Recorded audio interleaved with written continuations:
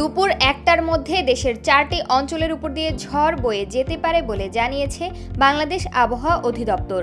বুধবার ১৪ মে সকালে দেশের অভ্যন্তরীণ নদীবন্দরের জন্য দেওয়া আবহাওয়ার পূর্বাভাসে এ তথ্য জানানো হয়।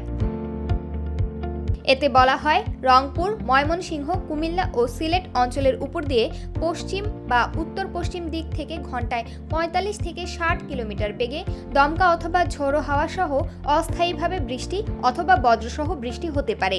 এসব এলাকার নৌবন্দরকে ১ নম্বর সতর্ক সংকেত দেখাতে বলা হয়েছে। ওয়ালটন আবারও মিলিনিয়ার অফারে ওয়ালটন ফ্রিজ কিনে আপনিও হয়ে যেতে পারেন মিলিয়নিয়ার। মিলিনিয়ার ছড়াছড়ি দেশ জুড়ে, এটা শুধু ওয়ালটেনই পারে।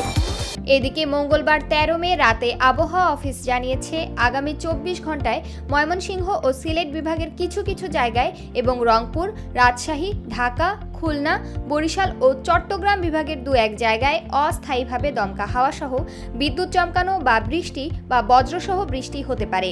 সেই সঙ্গে কোথাও কোথাও বিক্ষিপ্তভাবে শিলাবৃষ্টিও হতে পারে। দেশের ২৩ জেলার উপর দিয়ে তাপপ্রবাহ বয়ে যাচ্ছে বলে জানিয়েছে বাংলাদেশ আবহাওয়া অধিদপ্তর। সেই সঙ্গে এসব জেলায় তাপপ্রবাহ অব্যাহত থাকতে পারে বলে জানিয়েছে সংস্থাটি। সংস্থাটি জানায়, সারা দেশে দিনের তাপমাত্রা সামান্য বৃদ্ধি পেতে পারে এবং রাতের তাপমাত্রা প্রায় অপরিবর্তিত থাকতে পারে।